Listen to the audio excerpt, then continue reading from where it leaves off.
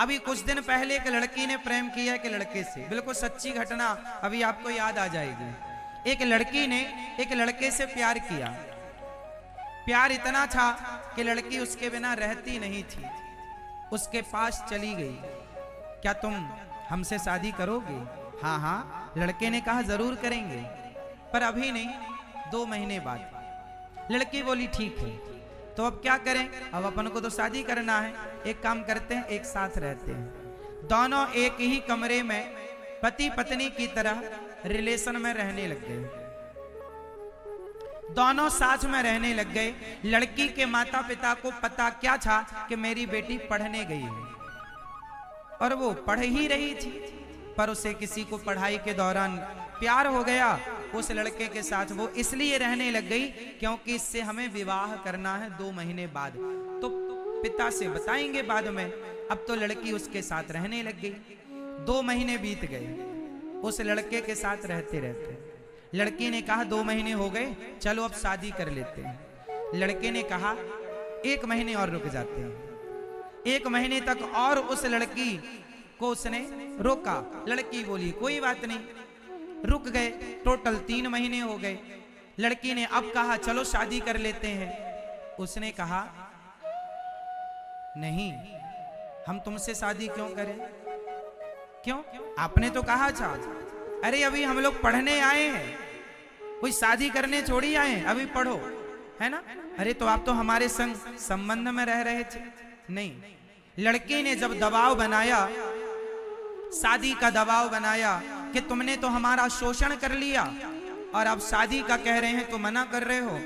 उस लड़की ने जब जोर जबरदस्ती की, शादी का दबाव बनाया, तो उस लड़के ने उस लड़की के 25-30 टुकड़े कर दिए, मार डाला, शरीर के टुकड़े टुकड़े कर दिए। अब बताओ उस लड़की ने उस लड़के से क्या किया था? प्रेम किया था। बोलो हाँ, हाँ या ना? उस लड़की ने उस लड़के से क्या किया? प्रेम। और उस लड़के ने उस लड़की से क्या किया? उसका प्रेम कभी था ही नहीं। जिसे ये लड़की प्रेम समझ रही थी वो प्रेम था ही नहीं, वो सिर्फ वासना थी, वो सिर्फ एक हवस थी, वो केवल शरीर की भूख मिटाने की एक चाह थी। तुम्हारा यूज किया। चिंगम कैसी होती है? चिंगम चबाया, चबा के सारा रस लिया, स्वाद खत्म हो गया, थूक दिया। यही हो रहा है समाज में। प्यार के नाम पर लड़कियों को चबा करके, उनका शोषण करके, और समाज में कुछ लोग उन्हें छोड़ देते हैं या टुकड़े टुकड़े कर देते हैं। ये समाज की सच्चाई है। अब इन लड़कियों को समझाओ कि प्यार मत करो किसी से। नहीं, हमारा वाला गलत नहीं है, हम जिससे प्यार करती हैं वो ठीक है। उस लड़की को भी कहां पता था कि तुम्हारा वाला गलत है। ऐसे कितने केस हमारे देश में हुए, फिर भी ये हमारी बहन बेटियां समझने को तैयार नहीं। अरे शादी करना बुरा थोड़ी है, प्यार करना बुरा थोड़ी है। माँ बाप की इज्जत भी चली गई और तुम्हारा शरीर भी चला गया, तुम्हारी भी इज्जत चली गई। कौन सी समझदारी हुई? इसलिए माँ बाप, अभी पढ़ लो बेटा, पढ़ने गए हो, पढ़ो, नाम कमाओ, इज्जत कमाओ, माँ बाप के सपने पूरे करो कि मेरी बेटी पढ़ लिख कर हमारे कुल का नाम रोशन करेगी। बहुत उम्मीदें होती हैं हर माता पिता की अपनी बेटी और अपने बेटों से। उम्मीदों पर खरा उतरिए। शादी के लिए तो तुम्हारे माँ बाप तुम्हारे लिए अच्छे से अच्छा लड़का, अच्छी से अच्छी लड़की ढूंढेंगे और कहेंगे कि पहचान लो, इनमें से पसंद कर लो, जो पसंद आए कर लेना, फिर शादी करना, सारी जिंदगी प्यार करना। कौन रोकने वाला है? व्यवस्थित ढंग से चलो। जो व्यवस्थाएं हैं उनका उल्लंघन करोगे, उस मर्यादा का। माता सीता ने भी लक्ष्मण रेखा पार की तो उनके जीवन में भी दुख आया। इन बेटियों को समझाओ कि यदि संस्कार, संस्कृति और समाज की उन मर्यादाओं का उल्लंघन कोई भी करेगा तो चाहे लड़की हो लड़का, कष्ट उठाना पड़ेगा। मर्यादाओं का उल्लंघन ना हो। हर व्यक्ति के जीवन में एक मर्यादा की लक्ष्मण रेखा होती है। हर लड़की के जीवन में एक मर्यादा की लक्ष्मण रेखा है, हर लड़के के जीवन में एक मर्यादा की लक्ष्मण रेखा है। आजकल के नौजवान पढ़े लिखे बच्चे क्या चाहते हैं? आजादी। मुझे किसी का कोई इंटरफियर नहीं चाहिए, ना माँ तुम ना बोलना बीच में, ना बाप आप ना बोलना पिताजी बीच में, ना भाई ना बहन, ना दादा ना दादी, ना नाना ना नानी, किसी कंड। हम पढ़े लिखे हैं, हमने पीएचडी की है, हम कोई अनपढ़ थोड़ी हैं। आप लोग तो अंगूठा छाप हैं। लड़की कहती है हम पढ़े लिखे हैं, टॉप किया है हमने। तुम क्या जानते हो? हम इतना कुछ जानते हैं, इतना पढ़े, इतनी दुनिया देखे, अपना डिसीजन हम खुद ले सकते हैं। हमें आजादी चाहिए, किसी का बंधन नहीं चाहिए। वो जमाना गया जब लड़कियां, जब बहुएं लंबा घूंघट डाल के रहती थीं। आज तो हम जरा जरा से कपड़े में रहेंगी, क्योंकि हम आजाद हैं। एक बात बताओ, मैं हर लड़की से एक सवाल पूछ रहा हूं, उत्तर दीजिएगा। आपको कैसी आजादी चाहिए? एक बात बताना, माता सीता और सूर्पनखा, इन दोनों स्त्रियों में कौन सी स्त्री आजाद थी? जरा नाम बताओ। माता सीता और सूर्पनखा, इन दोनों स्त्रियों में आजादी की जिंदगी कौन जीती थी? किसी का दबाव नहीं, माँ का, बाप का, धर्म का, भगवान का, किसी का, समाज का, मर्यादा का कोई डर नहीं। जहां जाए शान से जाती है, कोई लाज नहीं, शर्म नहीं। बताओ वो कौन स्त्री है इतिहास में जिससे कोई लाज मर्यादा, कोई किसी का डर नहीं? कौन? माता सीता है या सूर्पनखा? माता सीता को डर था कि नहीं? किसका? किसका डर था माता सीता को? किसका? माता सीता मर्यादा के बंधन में रहती हैं।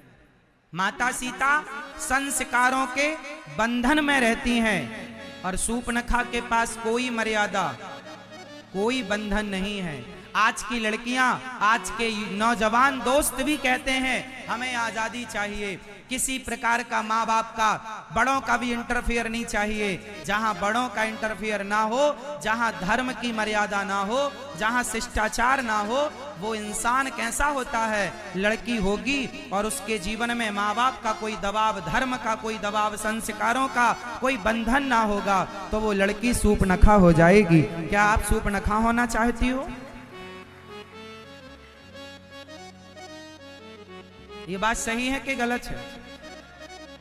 बोलो हाँ। आज की हमारी बहन बेटियां भी फैशन के नाम पे आजादी चाहती हैं। पहनने की आजादी दो, घूमने की आजादी दो। आजादी अच्छा है, पर आजादी भी मर्यादित। आजादी भी मर्यादित। अमर्यादा में कुछ नहीं। घूमो ना, कौन मना कर रहा है? तुम्हारे पापा ही तुम्हें घुमाने ले जाते हैं। घूमो, कौन मना? उचित, उचित सब सही है। उचित बातें, उचित हंसना, उचित रोना, उचित सब सही है। अनुचित कुछ भी सही नहीं। राम जी और रावण, बताओ इन दोनों में कौन बंधन में था संस्कारों के? राम जी स्वतंत्र नहीं थे, राम जी आजाद नहीं हैं। राम जी अपने से बड़ों की मर्यादा में बंधे हुए हैं, और रावण किसी की मर्यादा में नहीं बंधा। इसलिए माता सीता को उठा कर ले जाता है। जो आदमी अपने माँ बाप की, जो गुरुजनों की और अपने धर्म की मर्यादा में नहीं बंधा, वो रावण जैसा हो जाएगा। तो क्या आज के युवाओं को रावण होना है? इसलिए प्रेम करना बुरा नहीं है, शादियां करनी बुरी नहीं है, पर शादियों के नाम पर जो समाज में बेटा बेटी, लड़का लड़की ले लेकर के भाग रहे हैं, जो पसंद आए वहीं शादियां कर रहे हैं, ये सब गलत है। आपके हिसाब से सही है कि गलत है? सही है? गलत है? माँ बाप कितनी प्लानिंग करते हैं बच्चों के लिए। जब आप छोटे से थे तो कहां पढ़ोगे, माँ बाप ने प्लानिंग की अच्छे से अच्छे स्कूल, स्कूल से कॉलेज गए तो अच्छे से अच्छे कॉलेज की प्लानिंग माँ बाप ने की। तुम तो अपना निर्णय लेने के लायक नहीं थे जब तुम्हारे माँ बाप ने तुम्हें, भले वो आज भी रिक्शा चलाने वाला बाप अपने बेटों को अच्छी शिक्षा देने की कोशिश करता है, अपनी हैसियत अपनी औकात से ज्यादा वो बच्चों को पढ़ाने लिखाने की कोशिश करता है, लेकिन वही बच्चे पढ़ लिख करके अपने माँ बाप पर जब उंगलियां खड़ी करते हैं कि तुमने हमारे लिए किया ही क्या है, तब माँ बाप का हृदय ना टुकड़े टुकड़े हो जाता है कि जिस औलाद के लिए दिन रात की, आज वही औलाद कह रही है तुमने हमारे लिए क्या किया। ऐसे शब्दों का प्रयोग ना किया करो, कुछ शब्द अपनी डिक्शनरी से हटा दो। माँ बाप 140 करोड़ लोग रहते हैं मेरे देश में, 140 करोड़ की आबादी वाले देश में केवल 2 लोग ऐसे हैं जो आपका सबसे ज्यादा भला चाहते हैं, वो है आपके, उन 2 में एक है आपकी माँ, एक है आपका बाप, तीसरा कोई नाम हो तो आप मुझे बताओ।